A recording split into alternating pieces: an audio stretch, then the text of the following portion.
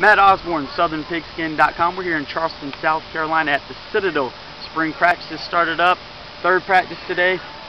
First practice in full pads, and we're talking with the Citadel head coach, Kevin Higgins. Coach, you guys switched to the option offense prior to the 2010 season. How do you feel that transition has gone thus far? Well, first year we struggled, and we knew we were going to. We talked to a lot of coaches throughout the country about installing the triple option, and their advice was, Coach, hang tough that first year, and sure enough, we had to do that.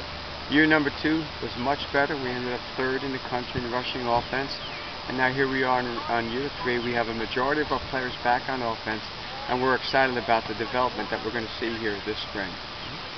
Now, I know that last year certainly the passing game didn't go as well as you would have liked.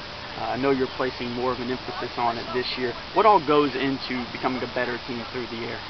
Well, first of all, in the off-season, we looked hard at the season itself, and one of the things we said has to be an emphasis is being able to throw the football, and it starts with the quarterback. And the quarterback, the most important thing is decision-making, timing, and accuracy. Those 3 things will always be the key elements of that position, and those guys need to execute, and they need to get the reps so they can throw the ball effectively. Their offensive line, that's a transition when you're so focused on run blocking with your weight forward. Now you got to get your weight back and be pass protectors.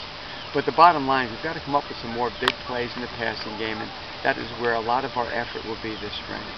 Can you talk a little bit about your starting quarterback right now, Ben Dupree? Just talk about him as a person and a leader. Yeah, Ben Dupree was selected captain as a sophomore, which I've never had that occur before, which tells you a lot about him as an individual. He is a leader.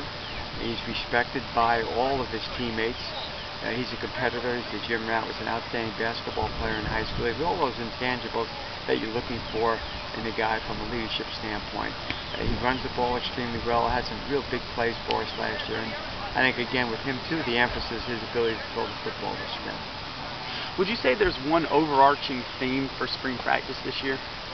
Well, spring practice for us is about fundamentals, and it's about taking all phases of the game, kicking, defense, and offense to the next level. It starts with techniques and fundamentals, and then look at big picture. From an offensive standpoint, as we said, improving the passing game. From a defensive standpoint, we're looking at our perimeter run game, defending that better, and also getting more interceptions. And then from a kicking standpoint, there's a couple of phases, kickoff in particular, that we want to look at hard. Obviously, being a student athlete at the Citadel is a very unique situation. What about being the head coach at this institution? What makes it unique?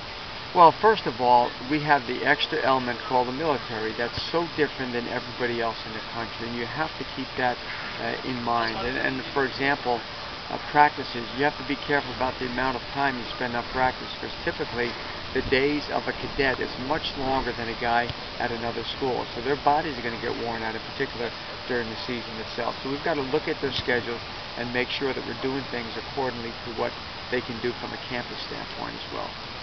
Now, I know the schedule for 2012 appears to be very difficult, particularly on the front end. I think you open up with Charleston Southern, and after that, hosting Georgia Southern, at Appalachian State, at NC State. Certainly no easy games in there.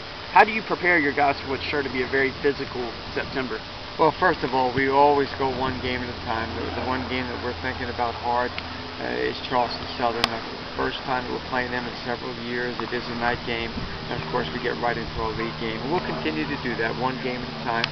However, understanding that it will be important, and there'll be a sense of urgency, I think, through spring, and in particular through summer camp, because our guys know that the teams we're playing early are very strong. Last year, a little bit of a disappointing season. Didn't win as many games as you would have liked, but you were extremely close in a handful of games, some painful losses. What is it going to take for the team to start winning a greater percentage of the game? How do you go about bringing that? Well, first of all, it starts with leadership, and we've got a good nucleus of guys coming back. We're very fortunate to get Ricky Anderson back for his 6th year.